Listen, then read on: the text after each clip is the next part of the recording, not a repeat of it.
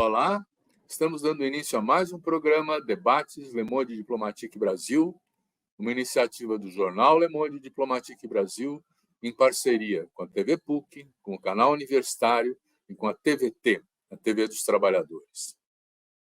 Hoje nós vamos tratar de um tema que está sendo assim motivo de discussão acadêmica, discussão política. Afinal, como se comporta a nossa juventude na cena pública frente à política?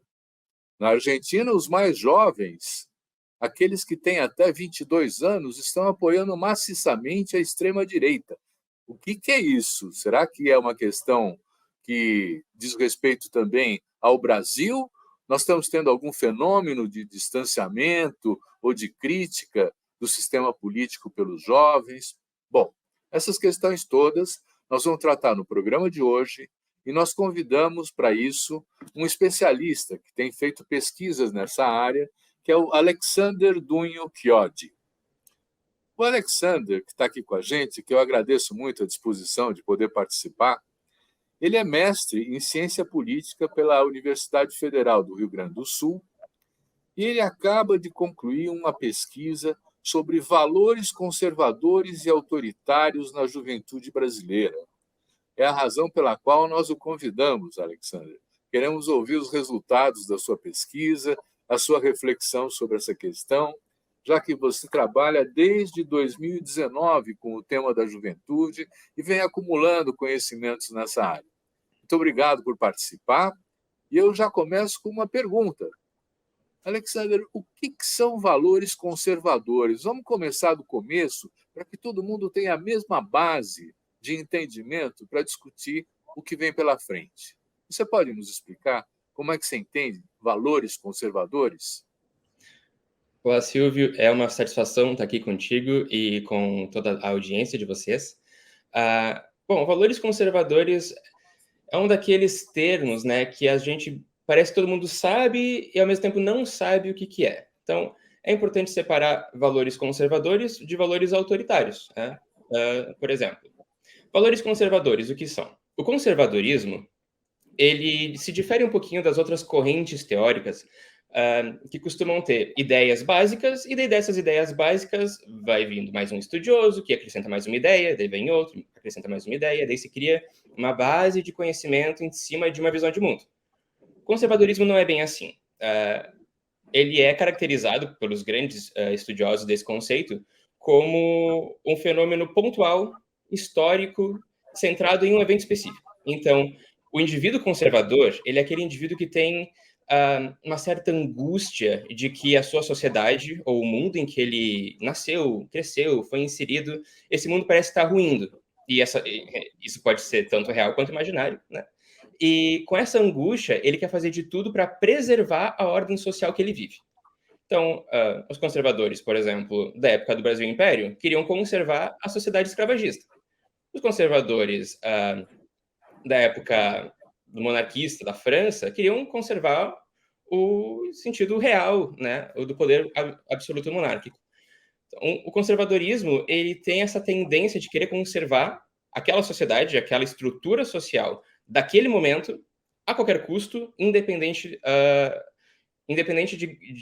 de o cenário que esteja, né? Então, se define o conservadorismo como uma reação a um progressismo, então existe uma tendência de progressismo, o conservador vem nessa angústia de não querer mudar nada, e tem essa frase, né, de que o conservador é aquele que aceita mudar tudo para não mudar nada. Então, esse é o grande conceito de conservadorismo. Não existe uma linha histórica, um acúmulo, né, histórico, como eu falei, de conservadorismo. Existe esse desejo de parar as mudanças e de garantir que tudo permaneça como está. Muito bom. Mas aí, olha, se nós pegarmos as últimas eleições no Brasil, está meio dividido, mais ou menos meio a meio, uma posição mais conservadora e, vamos ser generosos, uma posição um pouco mais progressista, né? Isso na população em geral. Você observa alguma mudança da população em geral frente ao comportamento da juventude? A juventude atua diferentemente? Então, esse é outro ponto da peculiaridade do Brasil e da América Latina. Então, se o conservador ele tem o desejo de manter as coisas como estão, e pensando no passado como a inspiração para isso, a gente vê muito disso, né? No meu tempo era muito melhor. Antigamente tinha mais segurança. O conservador ele costuma olhar para o passado para desenhar o futuro. Ele costuma ver, enquanto progressista, olha o presente como o ponto de partida para um futuro. O conservador olha o presente como o maior ponto que o passado alcançou. Mas é complicado para o Brasil e para a América Latina como um todo pensar num passado glorioso quando o nosso passado foi destituído. A gente não tem um passado glorioso. Onde a gente vai olhar? A gente não é o Império Português, a gente não é a França, que consegue olhar no passado e enxergar, por mais inadequado que seja, né, no ponto de vista hoje, mas olhar o passado como um império poderoso. O Brasil e a América Latina tem, na sua história, a escravidão ou o genocídio? Né? O que de glorioso tem para conservar? Então, é um problema para o conservadorismo brasileiro e latino-americano como um todo, mas a gente tem esse outro detalhe, que se chama a socialização política. Então, a juventude de toda e qualquer sociedade, ela nasce num meio e ela é socializada, né? Ela leva em consideração os valores que os pais dela transmitem, que as escolas transmitem, que o convívio que ela tem transmite. Agora, por exemplo, nos Estados Unidos, as gerações elas entram em conflito. As gerações mais velhas costumam ter um sentimento mais materialista, de enxergar o mundo através dessa lente da posse, do bem-estar.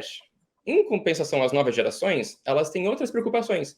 Então, na Europa e nos Estados Unidos, as novas gerações hoje estão cada vez mais ligadas na questão do meio ambiente, na questão das liberdades, na preservação do mundo, né, como um todo. E no Brasil, parece que as novas gerações não diferem muito os seus valores das gerações passadas. Então, é o que a gente chama de cultura política híbrida, né? As novas gerações, elas vêm com uma defesa à democracia, mas, ao mesmo tempo, com uma defesa de valores autoritários que já eram presentes na geração dos pais dela, até na geração dos avós delas. Então é um pouco complicado a gente falar sobre, vem uma nova geração, essa nova geração vai mudar tudo porque eles pensam diferente. E quando tu vai olhar de verdade o que essa geração pensa, são poucos os valores que são diferentes da geração dos pais delas, da geração dos avós delas. Isso lembra aquela música do Belchior, né? Que apesar de tudo que fizemos, ainda somos os mesmos e vivemos como os nossos pais. Como os nossos pais. Alexandre, nós não estamos falando de todos os jovens, né? Nós estamos falando de uma parte deles, né? Porque eu ficaria um pouco surpreso se todos os jovens se comportassem e pensassem de uma maneira conservadora. Como você obteve os dados da pesquisa, te mostram o quê, hein? Então, existe uma certa segregação, ou melhor, existe uma certa concentração desses jovens com valores mais conservadores e autoritários na juventude do que outros. Daí, lembrando, qual que é a distinção? A gente falou agora de valores conservadores, acho que a gente pode falar um pouquinho de valores autoritários. O autoritário, enquanto conservador, ele está mais ligado a essa conservação da forma, ele costuma ser um pouco apático em relação à política, até que ele seja ativado, né, por uma mudança social, que ele se sente, bom, então preciso me movimentar, preciso fazer alguma coisa. O autoritário, a pessoa autoritária, né, o indivíduo, ele costuma ter uma visão um pouquinho diferente. Ele costuma estar mais atrelado a esse sentimento de devoção no culto da personalidade, então de lealdade, de desprezo pelo debate, desprezo pelas opiniões alheias, ou que ele discorda, e uma obsessão até pelo poder do executivo. Então, a democracia seria uma grande confusão.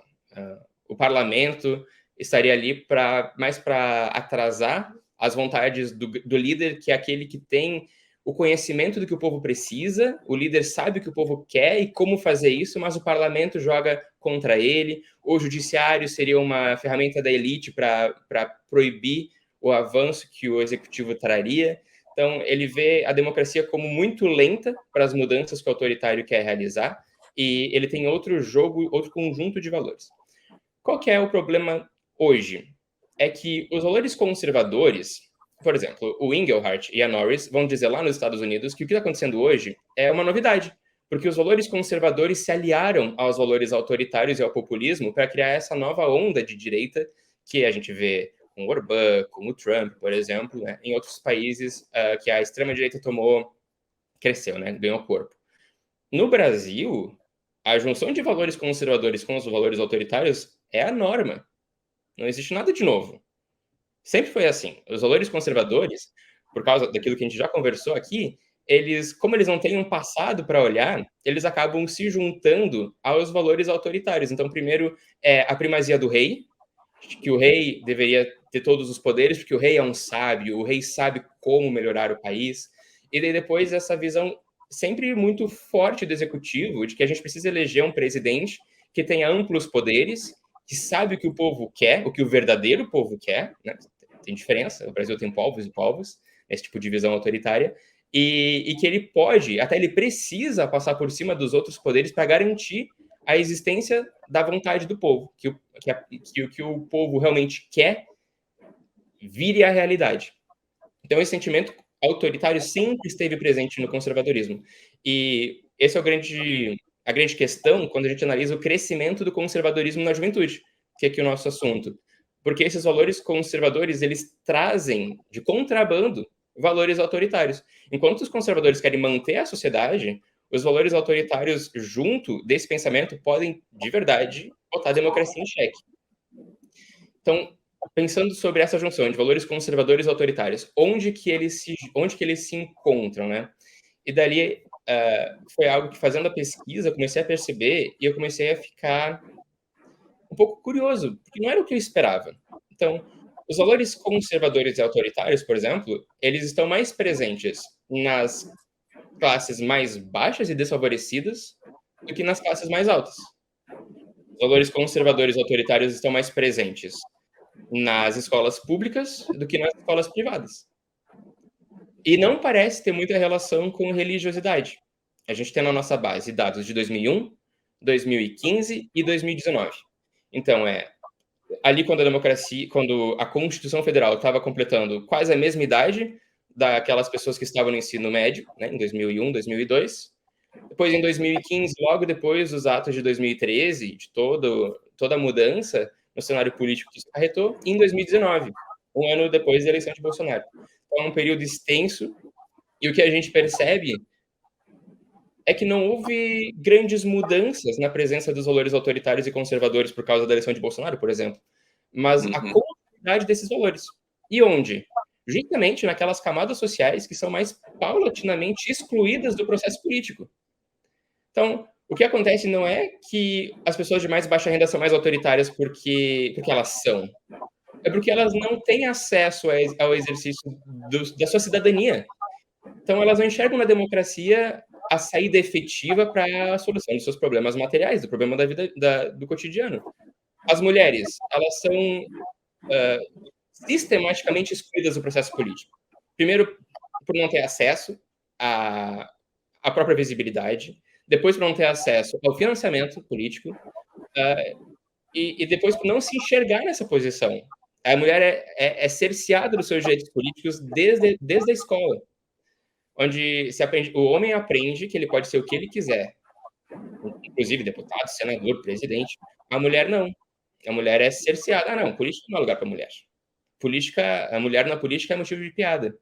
Isso faz com que a mulher não veja na política, a jovem, no caso, né, não veja na política a grande saída para a resolução dos seus problemas.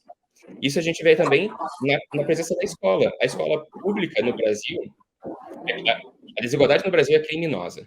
Quando a gente olha a escola pública e privada, é só mais um reflexo. Aquela pessoa que está na escola privada costuma ter mais acesso, mais ferramentas para exercer a sua cidadania e consegue enxergar na democracia, no sistema político, uma forma de se representar. Ela se sente representada. Agora, aquela pessoa que está numa escola pública, às vezes ela não tem o básico do básico, ela não consegue ver nesse modelo político a solução para os seus problemas. Qual é a proporção dos jovens conservadores no total da juventude brasileira? Nessa pesquisa que foi realizada agora, em 2001, 2015 e 2019, a proporção que a gente encontrou foi algo na casa dos 20% a 30%. Essa é a proporção da juventude que tem esses valores fortemente autoritários, né? Foi criado um índice de autoritarismo, e essas são aquelas pessoas, aqueles jovens que alcançaram a maior taxa, algo em torno de 20 a 30% da população. O que chama atenção é que outros 20 a 30% são progressistas e outros 20% estão naquela proporção de jovens que negam a política, que não se identificam com nenhum lado, com nenhuma parte do espectro político, que não têm interesse em política e que preferem não se posicionar, não tomar parte nisso. Esse dado também é relevante, porque onde a gente mais percebe o aumento do conservadorismo e do autoritarismo, né, é justamente na parcela de pessoas que negam a política, dos jovens que negam a participação política, que negam a sua potência nessa esfera e justamente acabam vendo na democracia só mais um sistema e não o único sistema na praça. Pois é. Eu continuo achando que nós temos aí um grande desafio para compreender essa realidade, porque, na minha cabeça, eu acho que você poderia ser progressista em algumas coisas e conservador em outras. Por exemplo, eu gostaria de ver reduzida a desigualdade social no Brasil e eu defendo que não se possa fazer o aborto. Essas combinações são possíveis, Alexandre? Essas combinações não só são possíveis, como são a norma. E isso é uma característica da cultura política brasileira, essa cultura política híbrida, em que os valores conservadores se juntam com os valores progressistas, mas não só isso, os valores democráticos se juntam com os valores autoritários. Isso cria uma dicotomia. Então, ao mesmo tempo, os jovens podem, isso é uma questão ideológica de Brasil, o Brasil é um país majoritariamente cristão, certas pautas são consenso. Então, por exemplo, você pode ser progressista na política, como você falou, né? Eu quero reduzir a desigualdade social, mas ao mesmo tempo eu sou a favor da pena de morte. Isso acontece, isso talvez seja até a norma. O que chama atenção, por exemplo, nesse estudo sobre a cultura política e valores conservadores autoritários, é que a pessoa pode falar, não, eu defendo a democracia, eu acho que a democracia é o melhor sistema político, mas eu sou a favor de fechar o Congresso. Eu sou a favor do presidente fechar o judiciário. Eu acho que a democracia é importante, mas eu acho que a participação popular não serve para solucionar os problemas do Brasil. O que serve para solucionar os problemas do Brasil é um líder forte que coloque as coisas no lugar. E esses valores, eles são presentes, assim, de uma forma bem distribuída, tanto na juventude, quanto na geração do pessoal com idade na casa dos 30, 40 anos, quanto com pessoas com 60 anos. Então, é isso que chama atenção no caso brasileiro, é que os valores políticos, eles passam de geração em geração, eles são reproduzidos. Não tem um conflito geracional. Até agora o que a gente vê não é um conflito, é uma permanência, uma continuidade desses valores que acabam tendo uma contradição, uma dicotomia. Como é que tu defende a democracia ao mesmo tempo que tu defende valores autoritários? Mas olha, Alexandra, eu queria complicar um pouco mais a história, porque, por exemplo, se você der uma olhada na Argentina, esses jovens agora que estão apoiando o candidato Milei, que é de extrema direita, eles têm menos de 22 anos. A grande maioria dos apoiadores do Milei está nesse grupo, né? Quer dizer, esses jovens estão tendo um comportamento inovador, no certo sentido, né? Em adotar a extrema direita, a recusa das instituições políticas tais como elas se apresentam hoje e a própria participação política no sistema. Eles não querem, né? Então, é mais ou menos jogar tudo para cima, né? Então, vamos votar no Milei e vamos botar para quebrar, né? Você vê isso aqui também? Não, eu não vejo no Brasil o surgimento de uma nova onda, de um novo quadro. Os valores que o Bolsonaro trouxe em 2018 já estavam presentes na sociedade. E não é de agora, e não é de 5 anos atrás, não é de 2013. Esses valores estavam presentes na sociedade em 64, em 60, em 80, em 85.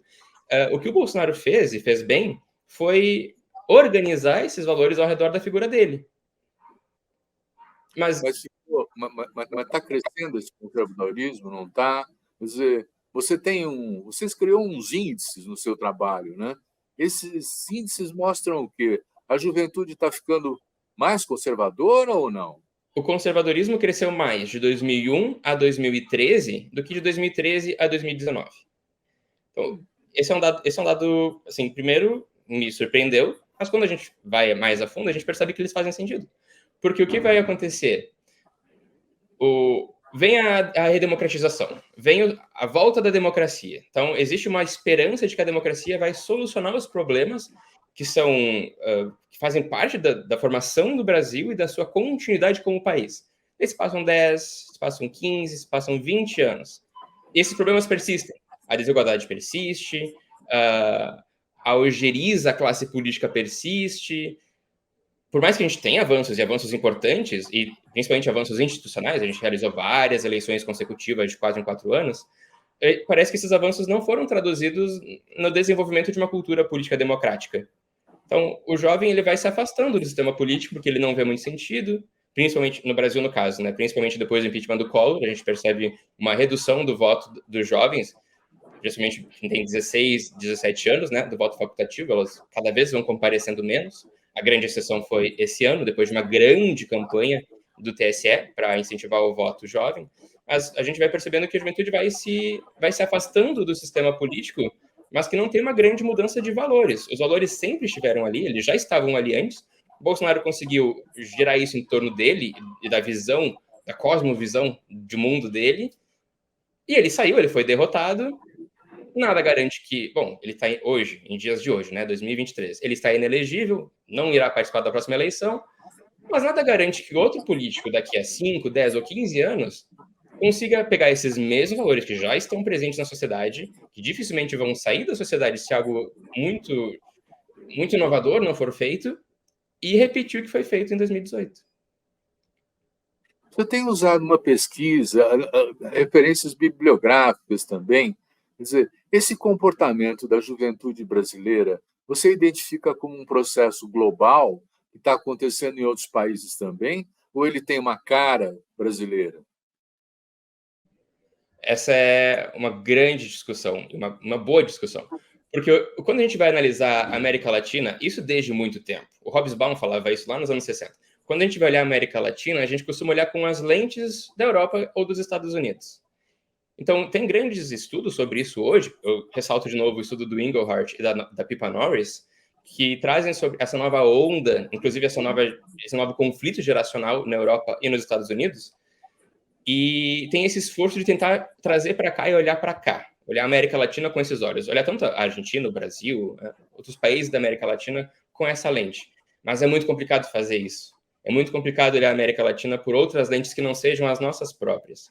Porque, como eu falei, na Europa e nos Estados Unidos, é uma novidade o conservadorismo ter junto dele um espírito mais populista e valores abertamente antidemocráticos. No Brasil, não. No Brasil, essa é a regra, essa é a norma. Então, acho que o que a gente pode falar, e daí eu trago o Lowy, né, é que tem um levante da direita que é incomparável com qualquer coisa desde 1930. Então, existe um aumento de governos de extrema-direita. Daí a gente pode, em uma certa medida, vincular isso com o surgimento das novas mídias digitais e da nova forma de se comunicar e fazer política. Mas a gente não pode linkar uma coisa com a outra tão simples assim. Não é tão simples assim. O Bolsonaro não inventou um novo movimento político. Ele organizou um movimento que já existia.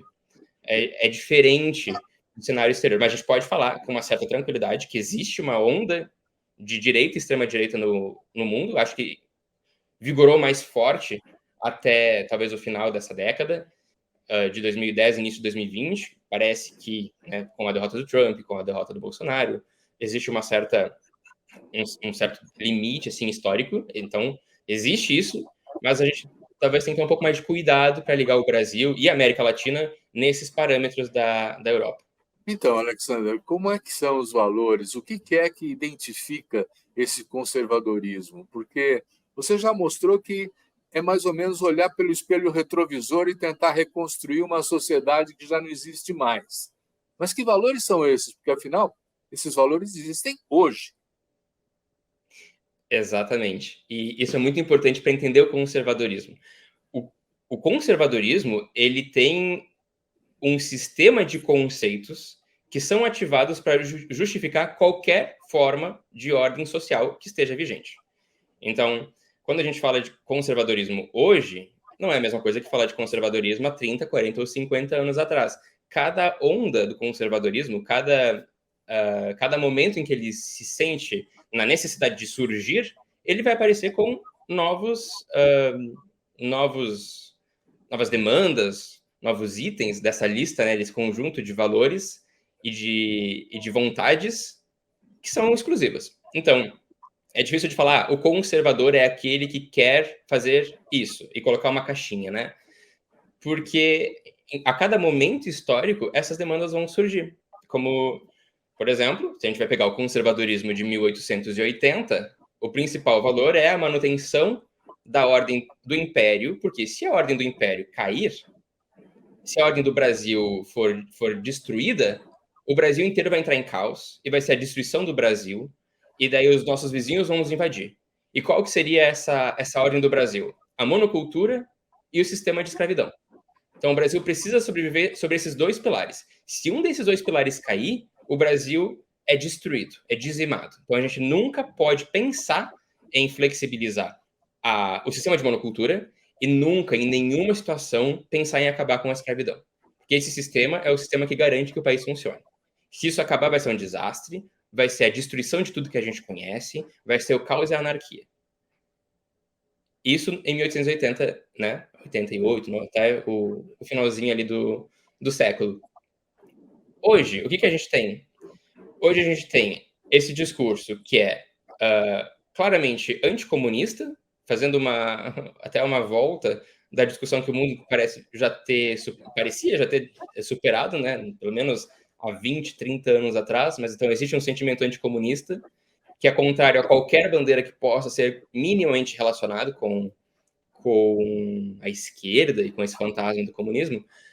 Mas eu acho que a grande diferença, o grande ponto hoje do conservadorismo que difere dos outros é a oposição aos valores considerados pós-materialistas ou pós-modernos. Então, parece que hoje a grande bandeira contrária do conservadorismo é a promoção da igualdade, por exemplo, em pessoas da comunidade LGBTQIA+. Principalmente quando se fala de transexualidade. Essa é uma bandeira que eles trazem com muita força e que nunca foi trazido com tanta força antes. Então, esse é o ponto sempre existiu o ponto da corrupção dos menores. Nós precisamos proteger nossas crianças, nós precisamos proteger nossos jovens, e daí tem toda a discussão de que banheiro unissex vai destruir a nossa sociedade, que vai destruir nossos valores, que permitir o casamento entre pessoas do mesmo sexo vai destruir a família, que é uma instituição base da nossa sociedade. Então, a defesa do meio ambiente é vista como a destruição da matriz econômica do mundo. Essas pessoas querem acabar com o petróleo e com o carvão, bom, elas vão passar fome, porque o mundo precisa disso. Essas pessoas querem acabar com a monocultura, com a produção de soja, de gado e o desmatamento da Amazônia, por exemplo, não, elas vão morrer de fome, porque o Brasil precisa desmatar para ter cada vez mais gado, para alimentar cada vez mais gente. Então, esse é um pensamento que, de novo, ele surge de acordo com a demanda, ele surge de acordo com enquanto há um empuxo progressista, o conservador vai aparecer e vai trazer essas bandeiras, que são pontuais e históricas. Hoje é isso. Há 50 anos não foi. E de onde vem essa informação? Porque mudou. Nós tínhamos como referências a família, a escola, a igreja. Hoje tem as redes sociais, tem outras fontes, né? De onde é que esse conservadorismo bebe as suas informações? De onde ele tira essa questão de que nós temos que enfrentar um comunismo que não existe, né? Então, é uma excelente pergunta, porque também é uma daquelas questões que as pessoas todo mundo parece saber e não saber ao mesmo tempo. Com o advento das novas mídias digitais, isso suscitou muitos estudos que queriam perceber qual que é a potência disso na política, na juventude, na comunicação, nos negócios. Qual que é a potência disso na forma de criar democracias, cidadãos. E eu destaco duas correntes que surgiram mais ou menos juntas ali no início dos anos 2000 até 2015, 2020, né? São correntes que vão se alimentando. A primeira é a teoria da mobilização, de que as novas redes sociais, elas vão fazer com que as pessoas se juntem mais, conversem mais, exponham mais ideias, vai dar acesso a pessoas que nunca tiveram acesso antes ao debate político e à esfera pública. E por mais que a gente tropece no caminho, esse caminho é um caminho virtuoso. É um caminho que vai levar ao aumento do debate, ao aumento do conhecimento político. E do outro lado tem a teoria, que é um pouco mais reticente, que fala, olha, esses novos meios, eles são ferramentas que podem ser usadas tanto para o bem quanto para o mal, mas a gente não pode colocar muita fé nelas, não. Porque elas não são necessariamente boas. Elas são o que elas vão ser usadas para ser. Então, a Jennifer Moraes tem uma frase maravilhosa na tese de doutorado dela, que diz que a gente não pode colocar muita fé nas mídias digitais, porque não é muito o que as mídias digitais fazem com os cidadãos, mas o que os cidadãos fazem com as mídias digitais. O que a gente percebe hoje, por exemplo, no Brasil, é que essas mídias digitais foram usadas para a política, primeiro e com grande força, em 2013, é o primeiro ponto, e depois quem instrumentalizou isso na campanha política, que jogou a política com as redes sociais, foi o Bolsonaro e a extrema-direita. E daí, agora, a gente pode falar de uma certa conformidade no mundo inteiro. Então, na Europa, nos Estados Unidos, no Brasil e agora na América Latina, com um pouco mais de certeza, a gente pode olhar isso, a direita e a extrema-direita soube usar melhor as mídias digitais, soube circular melhor a informação e aprendeu como funciona o fluxo. Então, o campo progressista ele sofre um pouco mais para conseguir galgar esse caminho. A extrema-direita aprendeu a fazer isso com maestria. Então, tanto na eleição de 2018 no Brasil, a eleição agora de 2022, eles usam essa rede social para criar um ecossistema. E é dali que vem a informação e é dali que se conforma esse tipo de notícia. Então, existe hoje uma demanda para criar legislações, para criar regulações das mídias e das plataformas, porque como elas são usadas hoje, é na base do poder econômico. Então, se tu paga anúncio, tu vai aparecer. Se tu veicula, se tu coloca dinheiro em uma postagem, ela vai para mais pessoas. Se tu tem uma estrutura que financia justamente isso, essa estrutura vai alcançar muita gente. Pois é, mas quando você fala assim, olha, os setores conservadores, a direita, soube se apropriar muito melhor disso, eu até fico em dúvida, porque eu entendo que, por exemplo, esse investimento nas redes sociais, da parte da direita, já tem anos. Nós estamos acompanhando a formação de think tanks conservadores para orientar a formação do pensamento, de organizações militantes, como os Estudantes para a Liberdade, né? Que também atuam, vão dar no MBL, vão dar em outras coisas. Quer dizer, é muita grana que está sendo posta aí também. Então, não é que a esquerda não soube fazer direito e a direita soube, né? Porque esse pensamento conservador é muito ancorado, é muito apoiado por instituições nacionais e internacionais. Você tem elementos para discutir isso? Bom, eu lembro que este ano, na discussão da PL 2630, o Google adicionou na sua página de entrada um link se posicionando contra, com frases do tipo: a PL 2630 irá limitar o seu acesso à internet. Né? São falas. Imagina uma empresa, uma das mais ricas do mundo, se posicionando sobre uma PL que vai passar no Congresso no Brasil. Então, sim, é claro que quando a gente está falando principalmente de eleições e de mídias e plataformas, a gente está falando de grandes empresas, de muito dinheiro, e daí eu trago a discussão da Shoshana Zuboff, né, de capitalismo de vigilância. Então, é um outro sistema que a gente entra, é outro fenômeno que aparece, e sim, a gente pode no mínimo deduzir que a direita e a extrema-direita foram muito bem financiadas, né? Acho que a gente já passou desse ponto. Mas para se resguardar, né? A gente pode no mínimo deduzir que todo esse ecossistema é muito, muito bem financiado. E foi muito financiado durante a campanha eleitoral, tanto de 2018 e ainda mais na de 2022. Voltando para a juventude, Alexandre, quais são as aspirações desse setor conservador, hein? Você está falando em 20%, 30% dos nossos jovens. O que eles esperam? O que eles almejam? É uma pergunta difícil. Qual seria... Como a gente pode olhar isso?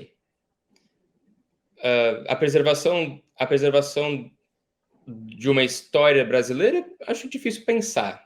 A restauração de um passado brasileiro, menos ainda, né? De novo, que passado tu vai querer restaurar? Esse é o passado escravagista? O período da ditadura? Então, existe no conservadorismo atual e brasileiro, principalmente, e esse não tão atual, isso desde a década de 30, 40, a visão de que, bom, é imperativo se modernizar, a gente precisa da modernização, a gente não tem como ficar atrelado a um tradicionalismo, porque a única saída do Brasil para a Constituição como um país é a modernidade. Então, não acho que seja voltar a um passado idealizado, né? Acho que é mais a ideia de preservação da sociedade como ela está configurada, e isso por si só é um problema. Porque a sociedade brasileira, estruturada como ela está hoje, é uma sociedade criminosamente desigual. A nossa desigualdade não só de renda, mas de acesso ao básico. A nossa desigualdade entre regiões do país, entre um estado e outro, entre uma cidade e outra, entre bairros da mesma cidade. Então, o próprio desejo de manter a sociedade exatamente como está, de não realizar nenhuma mudança, de fazer qualquer mudança para garantir que nada mude, só isso já é preocupante, tanto para o desenvolvimento democrático brasileiro. Mas, Alexandre, aí também não tem futuro para essa juventude, porque se não mudar o cenário, eles estão roubados, né? Quer dizer, não vão ter emprego, vão se formar e vai ser o engenheiro que virou suco, vai montar uma lojinha de suco. Quer dizer, não tem nenhuma preocupação com o futuro posta aí?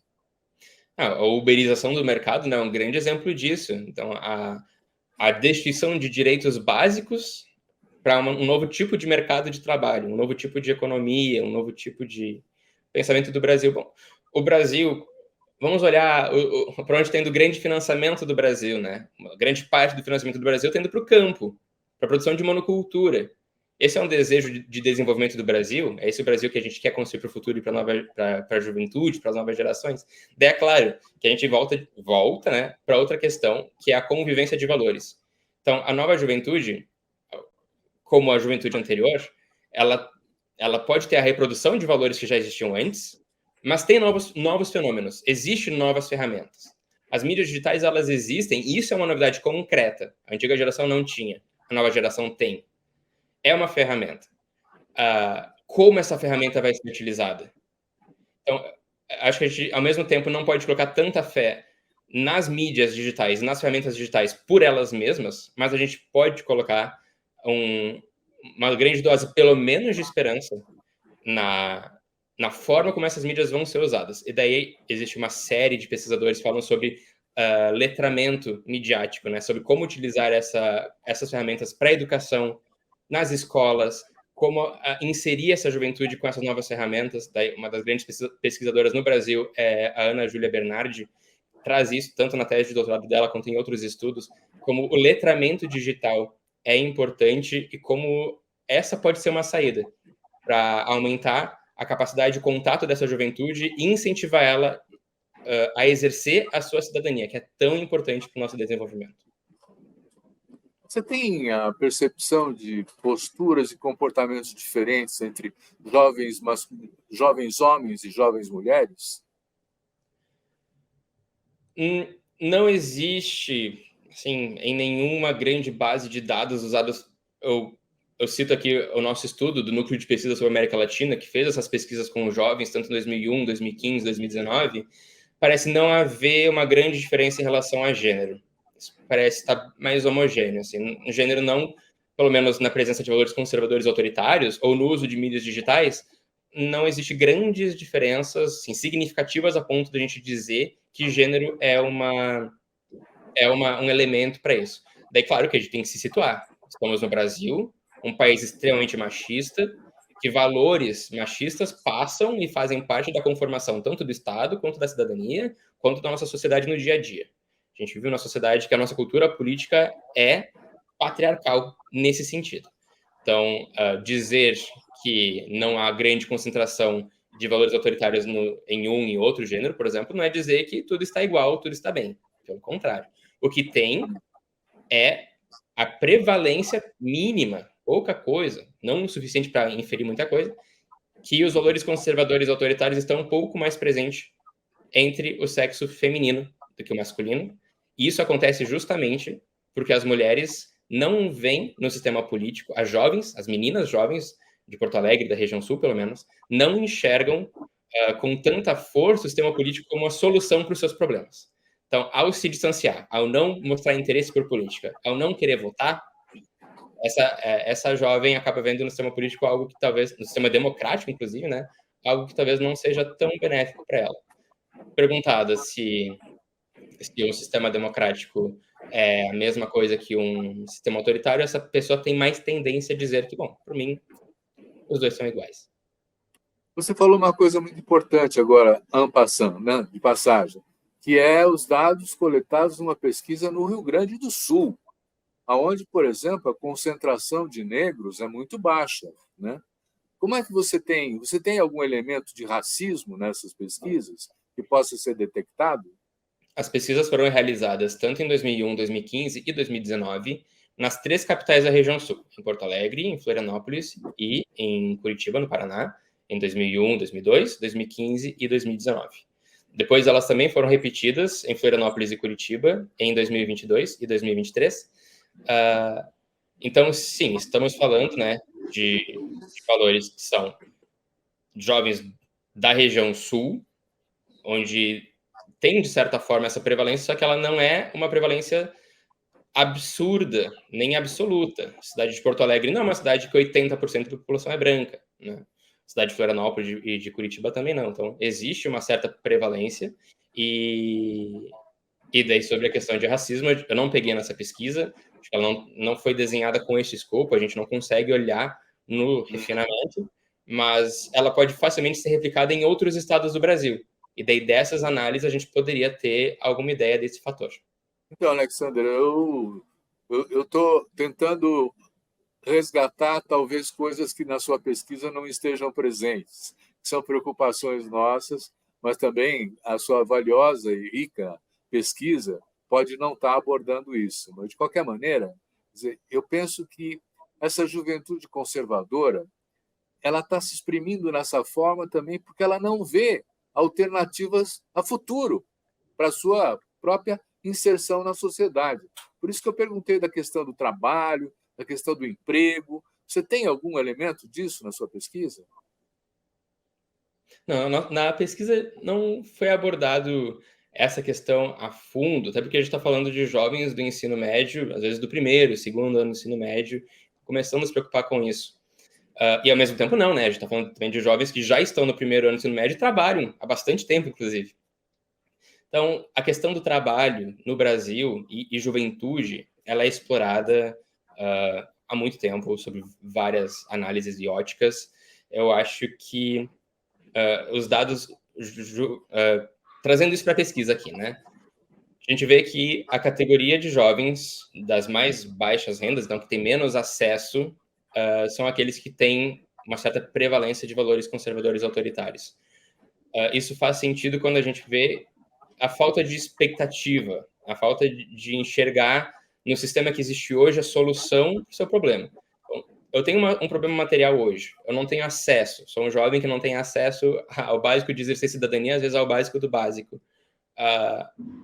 E daí me falam que a solução é os deputados, os senadores, a Suprema Corte, os ministros, a estrutura democrática que se põe, que está ali há 30, 40 anos, e é esse sistema que vai resolver a minha vida. Daí vem uma pessoa que é visto como um líder, que tem um discurso fácil, que tem um discurso que faz sentido, que coloca a culpa de eu não ter o básico do básico em alguém, físico, palpável, material, né? E é essa pessoa, ou esse grupo, ou é esse conjunto de pessoas que são responsáveis por eu ser privado do mínimo. Essas pessoas são mais suscetíveis, né, a entrar nesse discurso, a fazer parte desse movimento. Eu acho que a questão do trabalho e da juventude, do trabalho do futuro, é complexa. Talvez a gente esteja começando a entender as grandes mudanças que o capitalismo 4.0, né, que é que a grande revolução das mídias digitais estão trazendo. E essa discussão é uma discussão que dá um programa inteiro, com certeza. Com certeza, dá mesmo, né? O que a gente não abordou da sua pesquisa que você acha importante colocar para todos nós? Eu acho que são certas colocações que não parecem fazer parte do senso comum quando a gente pensa em juventude, em conservadorismo e autoritarismo, que com um certo olhar científico a gente começa a enxergar e a perceber como agir. Então, existe um aumento do autoritarismo que é hoje, que surgiu com o bolsonarismo, por exemplo, com a eleição do Bolsonaro, que mudou o cenário político, que mudou a cabeça da juventude, que agora tem uma parcela de deputados, o deputado com o maior número de votos do Brasil, é um deputado jovem, tem 26 anos, é o Nicolas Ferreira, né, do próprio PL, o partido que o Bolsonaro concorreu. Então, parece que houve uma mudança, que houve um acirramento, que houve o surgimento de algo novo, e é mais preocupante do que isso.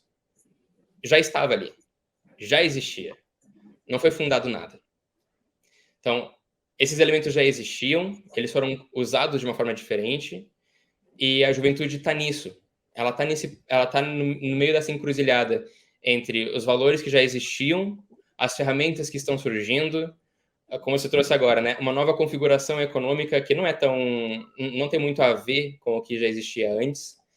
E como fica a democracia do Brasil nesse caminho? Que a juventude de hoje vão ser os cidadãos de amanhã, os jovens hoje vão ser os políticos de amanhã, e os valores que eles vão trazer vão ser valores novos, ligados com as demandas que a gente precisa para o futuro, que é cada vez mais urgente. Então, a gente vê na emergência climática um exemplo físico, palpável, né, do que está acontecendo hoje. Eu moro no Rio Grande do Sul, a gente teve enchentes aqui que foram vistas pouquíssimas vezes na história. Então, é uma emergência, são novas demandas, são novas preocupações, e a gente vai trazer para enfrentar essas novas demandas e esses novos desafios a mesma mentalidade dos anos 60? A gente vai encarar o futuro com a mesma cabeça do passado? Então, essa é uma grande questão que esse trabalho pode contribuir, assim, pelo menos trazer o questionamento, né? O que a gente pode fazer e como a gente pode fazer para garantir a democracia no Brasil. Essa é uma questão muito interessante que você está colocando, né? E de onde saem essas ideias também? Quer dizer, você tem a escola, você tem a família. Eu acho que cada vez mais presente hoje em dia você tem a igreja, né? E talvez seja esse tipo de socialização que tem a presença muito mais forte nos setores mais pobres, essa presença dos evangélicos e tudo mais, e tenha feito essa diferenciação de classe, né? Quer dizer, você está falando que os mais conservadores são as classes mais desfavorecidas, né? É isso mesmo? Esse é outro ponto contraproducente, porque existe uma mudança religiosa no perfil religioso do Brasil, dos anos 80 para cá, com certeza, mas dos anos 2000 para cá. Tem uma mudança no perfil religioso. Muito mais gente se identifica com nenhuma religião, por exemplo, e tem um aumento da classe evangélica sobre os católicos. Mas quando a gente faz o cruzamento de religião com valores conservadores autoritários, existe uma tendência de homogeneização. Então, tudo parece convergir para o mesmo ponto, para a mesma média. Não, pelo menos nessa pesquisa aqui, com os jovens da região sul, não tem grandes correlações de religiosidade com valores conservadores autoritários. Você está dizendo que tanto os católicos quanto os evangélicos estão professando os mesmos valores conservadores, né? Quanto aqueles sem religião também. Parece que a família é muito mais importante na reprodução desses valores do que a igreja, por exemplo. E a escola também é muito importante. Bom, nós estamos chegando ao final do nosso programa. O papo está bom, mas o tempo vai correndo, né?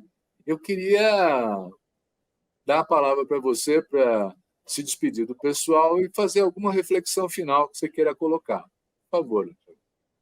Silvio, muito obrigado pelo convite. É uma honra estar aqui contigo e com a tua audiência. E acho que o questionamento que fica e a pergunta final é: como a escola pode contribuir para a formação de cidadãos? A escola é o ambiente que esses jovens convivem a maior parte do tempo com outros jovens. Os jovens se escutam mais entre si do que escutam um adulto, um professor, por exemplo. E como a gente pode fazer com que a escola seja um espaço realmente do desenvolvimento da cidadania? Muito bom. Eu quero agradecer muito ao Alexander Dunho-Chiodi por esse interessante papo. Espero que tenha suscitado questões também em aberto para a gente voltar aos nossos telespectadores com mais elementos. E agradecer você também que nos assiste, dizendo, semana que vem tem mais. Obrigado.